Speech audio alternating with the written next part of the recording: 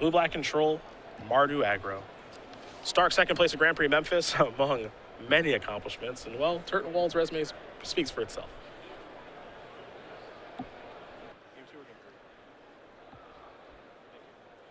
Game number 3 here. Now, Stark, he played red-white in Memphis. That's where he got second place. Now, this is similar, I believe, to what he was doing before. Yeah, you get a couple copies of Crackling Doom in the main deck, and you have access to Thoughtseize in the sideboard. But the base of the deck is very similar. Now, talking with Turtenwald yesterday, part of the reason that he's playing Blue Black Control, and he said this himself, he's like, I don't think this deck is that good. He's like, I actually think it's pretty bad. Mm-hmm. But the matchups where it's good, it's great. The matchups where it's bad, it's terrible. And I think I have a lot of good matchups right now. And taking the Dissolve here last turn from Stark allows an opening for Outpost Siege to resolve here. And that's not an easy card for a blue-black deck to get off the table. Ben's going to take the opportunity. There is Outpost Siege. I imagine cons, and there it is. A little early for Dragons. Maybe just a touch. Mountain will be revealed to Outpost Siege. Ben will draw a card as well. The land will come into play. Now it's time to get that card advantage engine online. You saw Turtenwald last turn miss a land drop. He does have Jason's Ingenuity in hand. Ben will just pass. Owen will draw. And he'll have to pass yet again. Ash Cloud Phoenix, the top card there for Stark, off of the Outpost Siege. And he'll cast it. See if Turtenwald has an answer. Doesn't look to right now. Stark will play an Evolving Wilds, pass the turn back. Not willing to deploy the Seeker of the Way that turn. Knows about the Drown in Sorrow, so no reason to. There's Bile Blight. That'll turn that face down. We go back Turtenwald's way. He's drawn an Urborg.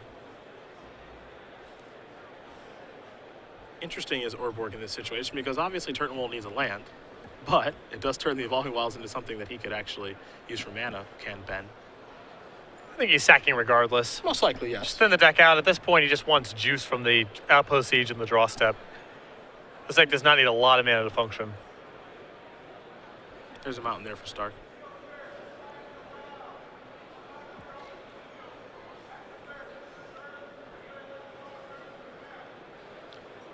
The Outpost Siege, Thoughtseize tandem seems really good against control decks post-board. I agree. And the Splash of Black in this deck is minor, but I like it a lot. And Crackling Doom is an incredible card, just in general. Seems pretty well positioned right now. You see Outpost Siege reveal Battlefield Forge.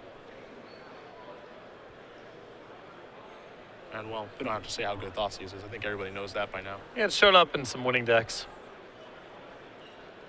Standard role player, Thoughtseize. Here's a Seeker of the Way. Here's another one.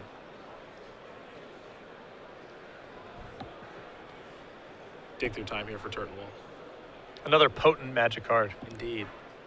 Turtenwald will take a look at the top 7. 2 will come with, 5 will go to the bottom. R&D shot pretty high with the Delve cards, gotta say. They're good ones. Oh yeah. That's for sure. Dig Through Time, Treasure Cruise, Murderous Cut, Tassiger.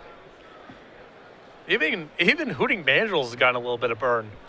And that card is not that impressive. I think that card showed up a little bit.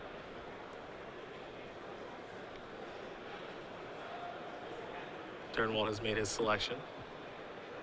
Dig Through Time is done resolving. Looks he's taking a Bile Blight there. Among other cards, Flooded Strand, the draw. Starting to work his way out of these mana troubles. But Outpost Siege keeping Stark's head above water here. Without that card, one sweeper or even just the card drawers and spot removal would have buried him by now. Yeah.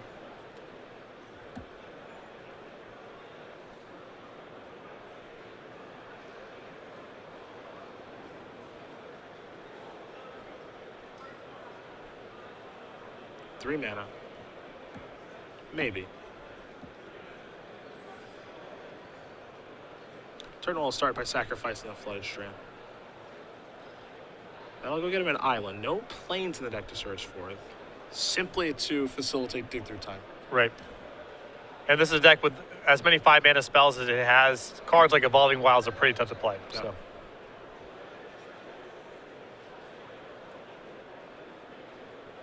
There's Drown in Sorrow. Here's Crackling Doom. And this is just to get some prowess triggers. Now, this is something that Turtenwald knew could happen. So now he plays Bioblight to get these 2 creatures off the table. We can't forget that he gets a Scry there also from Drown in Sorrow. It's a very nice sequencing here. It does that to induce a little bit. Gets the Crackling Doom out of Ben's hand. Makes it so that, he doesn't have to worry about maybe Seekers becoming 4/4s as they're Stoke the Flames off the top. And gets to set the stage for Tassiker next turn. Yep. Gets the Crackling Doom out of hand, which is great.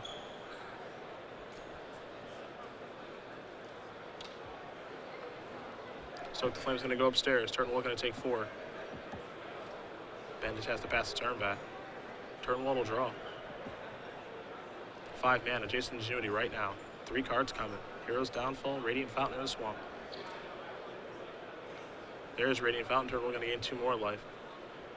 He had some mana troubles when we joined it, but he's starting to pull away now.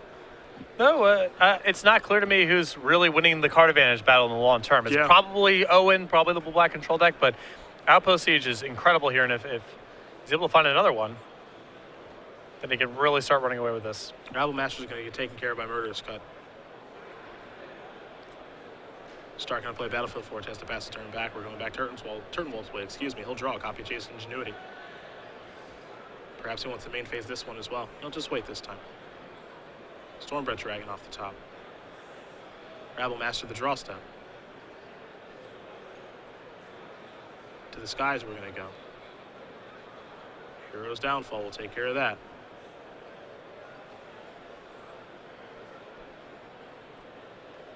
Follow up Rabble Master.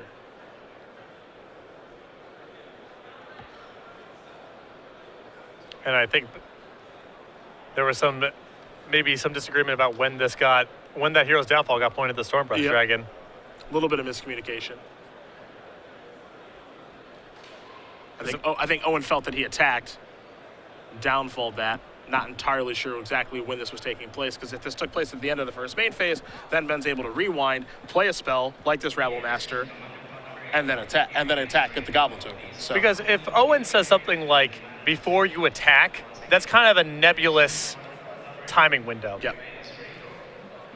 Because it could mean at the end of your first main phase or inside of Declare Attackers. Yeah, a little unclear, and I think the players are going to clear things up right now. Yep. So we'll have some conversation. We'll get a ruling, and we'll find out here in just a moment. But back here in the booth very quickly, Cedric Phillips and Patrick Sullivan bringing you guys coverage of Grand Prix Miami. We're seeing Owen Turtenwald and Ben Stark do battle. Stark on red-white with a small splash of black, so we'll classify that as a Mardu deck, but very similar to what he got second place with at Grand Prix Memphis. Yeah, no push to the Horde here. We're really looking at Crackling Doom in the main deck, and then in the sideboard, just another Crackling Doom and 3 copies of Thoughtseize. Sure, so the black splash is minor. The lands he has off that, I imagine, Nomad Outpost. He has actually no copies of Nomad Outpost, it appears. There's a Swamp and copies of Bloodstained Mire, 3 copies of Evolving Wilds, and then some Quetzalcoatlus. Okay. So very light. And I think a lot of the time with the black splash in this deck, against Abzan or what have you, you're going to piggyback off people's Urborgs. Yeah, not only that, but the cost of playing these 3-color lands in decks that aren't that powerful. I mean, in the spectrum of decks, this is in power level probably lower than Abzan, certainly lower than some of the Sultai decks we see. The lands that come into play tapped and don't do anything are a pretty enormous cost at the end of the day, you know? Yeah. They're not scrying for you. They're not helping you cast your spells on time. You sort of get the worst of both worlds. For some decks, they're necessary evil for mana fixing. And some decks are so powerful that they can pay the cost of having those lands in their deck, but they're not for everyone, even for 3-color decks. On the other side of things here, Turtenwald with his blue-black control deck. Again, speaking with him and some other players that are playing this deck, they all just kind of agreed not the most powerful deck in the world.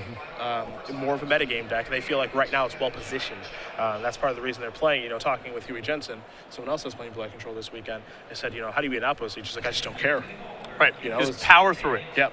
That was the thought process. It's like, yeah, you can have your 2 cards a turn. I don't care. My 1 card a turn is better than like your 2 cards a turn. And I have Jason's Ingenuity. I have Dig Through Time. I have Ugin, a card you can't beat. And Pearl Linkage is another card that can just play over the top of Outpost Siege as well. Yep. And you're seeing sort of that go on right now where without Outpost Siege, Ben's definitely dead. Yes. He's got a bunch of burn spells in his hand. He's flitting out a little bit. And without that card, he definitely would have been out of this game a while ago. That said, Owen is still pushing through it. You get a sense that he's starting to take advantage of his extra resources. He's being able to, cast a removal spell and cast a card draw in the same turn. And once you start bridging together those turns, Outpost Siege has to be really cooperative for the other player to catch up.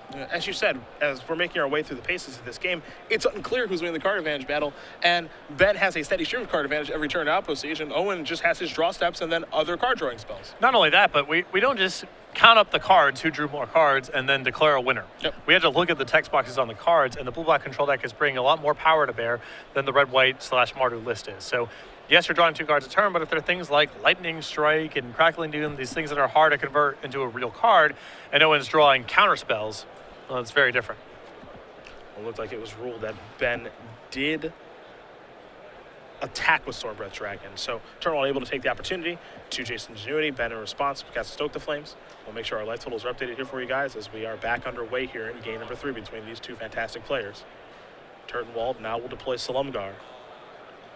And things certainly get tough for Stark now. He'll turn over Stoke the Flames with Outpost Siege. He'll take a draw step.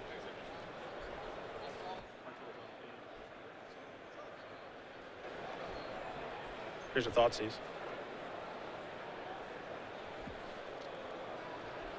And this might be one of the all-star moments for Crackling Doom here. If Ben has it and is able to push it through. There's Negate. See if Ben does have Crackling Doom.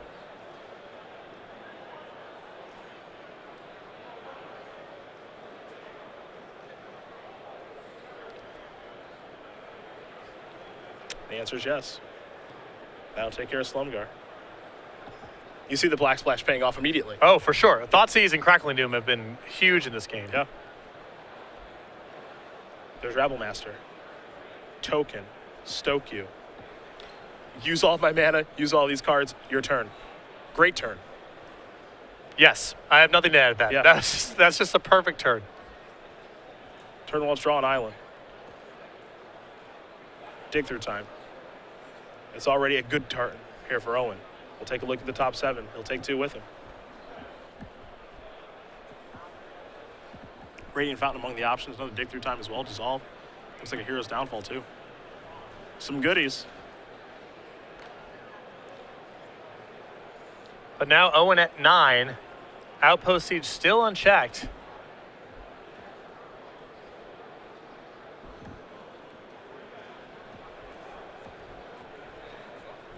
Owen's starting to, chain together the card drawers and the card drawers, but Hero's Downfall will take care of that. I think Ben was expecting Drown in Sorrow. Soulfire Grandmaster. another card that's so awesome with Outpost Siege because the game will naturally get into these long spots, and then Soulfire Grandmaster with a lot of mana at the ready can come up.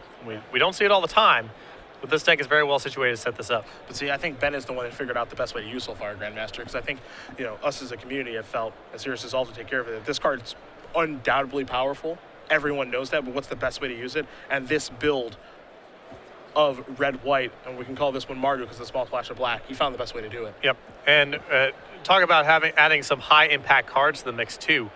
Thoughtseize and Crackling Doom, some nice ones to get to rebuy. Another dig through time here. No Soulfire Grandmaster necessary to make this card good. Turtenwald going to take a look at 7 more. He'll take 2 with him. Jason's Ingenuity an option here.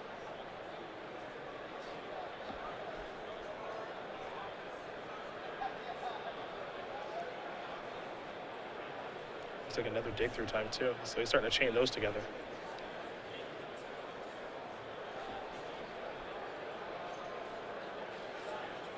There's Delta, pass the turn back over to Stark. Let's see the reveal. That's a Battlefield Forge. He'll take a draw. Forge will come in. Here's an attack for 1. Turtenwald's down to 7. Turtenwald wants to take a look at Stark's massive graveyard. It's a lot in there. Yes, sir. Game's gone on for a very long time, and Ben's looked at a lot of cards. Now here's a 3rd dig through time.